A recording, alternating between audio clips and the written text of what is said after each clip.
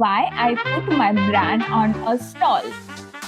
So final conclusion हे की market decide करतं किंवा घेणारे कस्टमर डिसाईड करतो. तुम्ही डिसाईड नाही करत की कोणतं प्रोडक्ट चालेल किंवा कोणतं प्रोडक्ट नाही चालणार.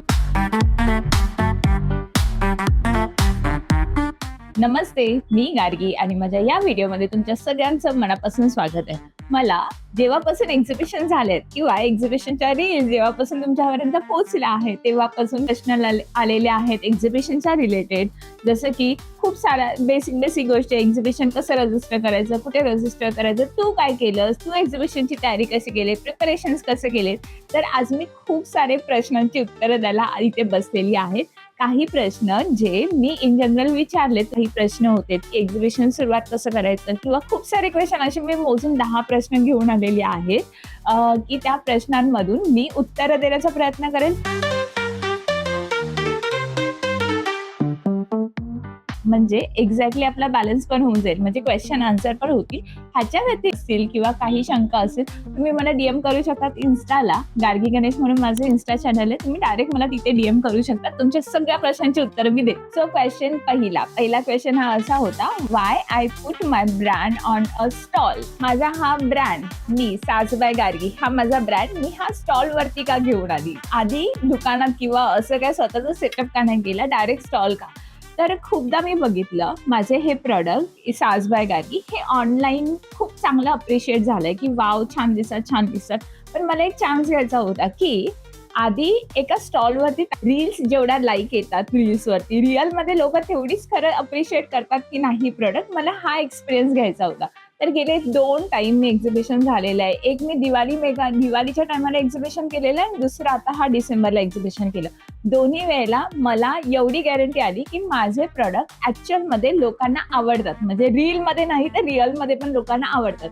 त्यामुळे हा एक्सपिरियन्स माझा वर्थ ठरला. मला तुमचं एखादं प्रॉडक्ट असेल, कोणतंही तुमचं प्रॉडक्ट असेल, ते प्रॉडक्ट मार्केटमध्ये कसं व्हॅल्युएबल असू शकतं किंवा तो मार्केटमध्ये ते प्रॉडक्ट गेल्यानंतर कसं परफॉर्म करणार हे बघायचं असेल ना, तर अशा काही स्टॉलमध्ये तुमचे प्रॉडक्ट ठेवा, जेणेकरून तुम्हाला एक आयडिया येईल की आपल्या प्रॉडक्टची रेंज, आपण कितपर्यंत प्रॉफिटने हा प्रॉडक्ट सेल करू शकतो. आपल्या सोबतच हा प्रॉडक्ट हा आपला इन जनरल पब्लिकला, आपली ऑडियन्स, टार्गेटेड ऑडियन्स कोणती आहे, कोणत्या लोकांना हा प्रॉडक्ट जास्त अपिलिंग होऊ शकतो, ह्याच्यासारख्या बऱ्याच सारे क्वेश्चन आहेत ना, आपल्याला त्याची उत्तरं स्टॉलवरती भेटू शकतात. सो स्टॉल नक्की ट्राय करा. Question number 2, what no one tell you before a stall. Stall ठेवायच्या आधी खूप बेसिक ज्या चुका मी केल्या, कोणच नाही सांगणार, तर मी तुम्हाला सांगते कोणत्या चुका झाल्या.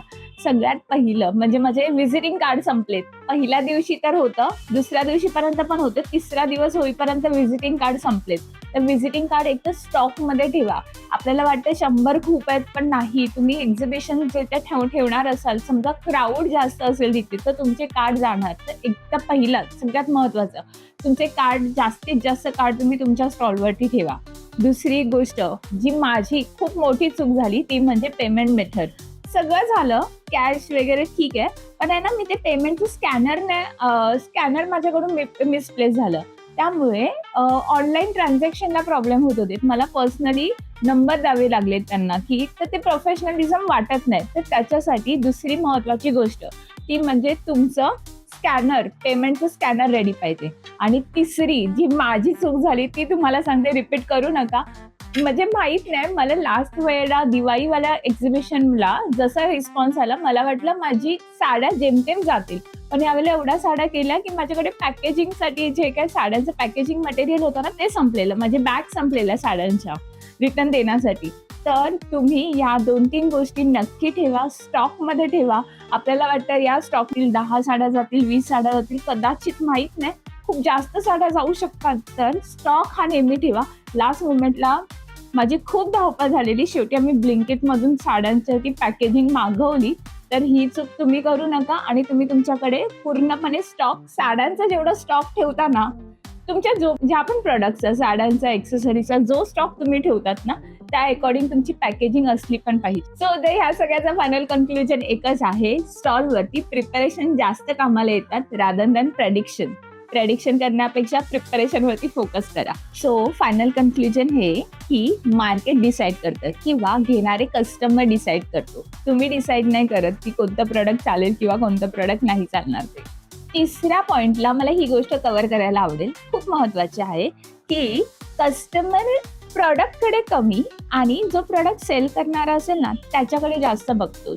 स्पेशली स्टॉलवरती मला हा एक्सपिरियन्स आला की तुम्ही तुमचा प्रॉडक्ट जेव्हा सेल करतात तेव्हा तुम्ही जास्त प्रेझेंटेबल दिसले पाहिजेत. लांबूनही लोकांनी तुम्हाला रेकग्नाइज केलं पाहिजे की ही दिस इज समथिंग युनिक, हिच्याकडे काहीतरी वेगळे प्रोडक्ट आहेत, तेव्हा कस्टमर तुमच्याकडे येणार. जसे मी तुम्ही बघितलं माझ्या तिन्ही एक्झिबिशनला 3 वेगवेगळ्या स्टाईलने मी तिथे उभी होती आणि वेगवेगळ्या स्टाईलिंग केल्यामुळे लोक आहेत ना थोडेसे प्रॉडक्ट नंतर पहिलं तुमच्याकडे बघून तो त्या स्टॉलवर येत होते, नंतर प्रॉडक्टचे इंट्रोडक्शन बघत होते की प्रॉडक्टमध्ये काय काय आहे काय काय नाही आहे. सो नेहमी मला असं वाटतं एखादा प्रॉडक्टचं ब्रँडिंग होण्यापेक्षा पहिलं तुमचं स्वतःचं ब्रँडिंग झालं पाहिजे. लोक स्वतःचं ब्रँडिंग एवढं प्रेझेंटेबल करा ना की लोक प्रॉडक्ट घ्यायला इझिली येतील आणि मला हा पर्सनल एक्सपिरियन्स आलेला आहे.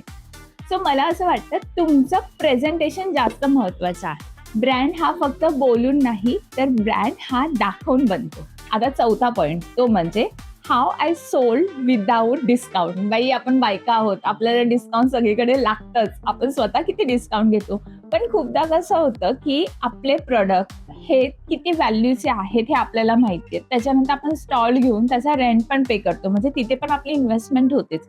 आपल्याला हा सगळा इन्व्हेस्टमेंट काढायचा असतो आणि ॲट द सेम टाइम तुमचं प्रॉडक्ट एवढं प्रीमियम आणि एवढं व्यवस्थित ठेवा ना, फिनिशिंग एवढी व्यवस्थित ठेवा ना की तुम्हाला डिस्काउंट जरी मागितलं तरी तुमच्यामध्ये तो कॉन्फिडन्स असला पाहिजे की नाही ताई आम्ही डिस्काउंट नाही देणार. तुम्ही तुमच्या प्रॉडक्टची व्हॅल्यू, तुम्ही तुमच्या प्रॉडक्टची इम्पॉर्टन्स क्रिएट करा की हे इम्पॉर्टंट आहे, मी हे कमी किमतीला का नाही विकत आहे किंवा माझ्या प्रॉडक्टमध्ये असं काय युनिक आहे जे मार्केटमध्ये तुम्हाला कुठेच नाही भेटणार. अशा कोणत्या फॅक्टर्स आहेत, असे कोणत्या गोष्टी आहेत, ह्याच्यावरती तुम्हाला काम करायचं आहे. डिस्काउंट देऊन प्रोडक्ट सेल करणं खूप इझी असतं, पण तुमचं प्रोडक्ट किती व्यवस्थित आहे, किती प्रीमियम आहे हे पटवून देऊन नंतर ते प्रोडक्ट सेल करणं ह्याचा स्मार्टनेस येतो. तर मला असं वाटतं डिस्काउंट देण्यापेक्षा तुमच्या प्रोडक्टची व्हॅल्यू तुम्ही समजवा, प्रोडक्ट नक्कीच सेल होणार. पाचवा सगळ्यात महत्त्वाची गोष्ट ती म्हणजे माझी बिगेस्ट मिस्टेक. कोणती बिगेस्ट मिस्टेक मी केलेली?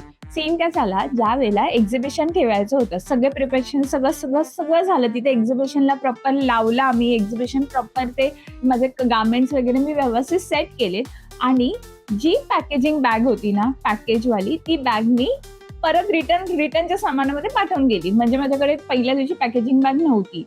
जेव्हा माझं पहिलं प्रोडक्ट सेल झालं आणि बॅग पॅक करायची, प्रोडक्ट बॅगेत भरायची वेळ आली आणि माझ्याकडे पॅकेजिंग बॅग नव्हती. थोडंसं पॅनिक सिच्युएशन झाली, नक्कीच झाली, कारण यार पहिलं इम्प्रेशन आपलं चुकीचं जाईल किंवा काय ही भीती होती. पॅनिक न होता 2-3 गोष्टी करा. एक तर आजूबाजूला स्टॉल असतात, एखाद्याकडून बॉरो करा 2-3 पिशव्या, खूप व्यवस्थित स्माईल देऊन बॉरो करा 2-3 पिशव्या, रिटर्न करा नंतर त्यांना. दुसरी गोष्ट झेप्टो, ब्लिंकिट, जो एवढ्या इझिली गोष्टी आपल्याकडे अवेलेबल होतात ना मार्केट विदिन 10 मिनिट्समध्ये, की आपण उगाचच पॅनिक करतो मला असं वाटलं त्या सिच्युएशनला. पण ह्या बेसिक गोष्टी आहेत. प्लॅन बी ऑलवेज रेडी ठेवा की smartly on the spot smartly कसं डील करायचं. आता या क्षणी जर मला बॅग पॅक करून द्यायची आहे, माझं प्रोडक्ट बॅगेत भरून द्यायचं आहे, तर आता या क्षणी मी आजूबाजूच्या स्टॉलमधून एखादी पिशवी घेऊन येऊ शकते, एखादी बॅग घेऊन येऊ शकते, बॉरो करा, नंतर त्यांना रिटर्न घ्या, ते करू शकते. आणि आता कळलंय त्या सिच्युएशनला हँडल करायचे तर थोडंसं स्मार्टली डील करायला जा. झेप्टो, झोमॅटो, ब्लिंकिट जे पण तुम्हाला जमेल क्विकली पटकन येऊन जातात. माझ्या 10 बॅग्स ऑन द स्पॉट मी मागवल्या, 10 मिनिटाच्या आत आल्या. तर काही सिच्युएशनला पॅनिक न करता खूप स्मार्टली डील करा.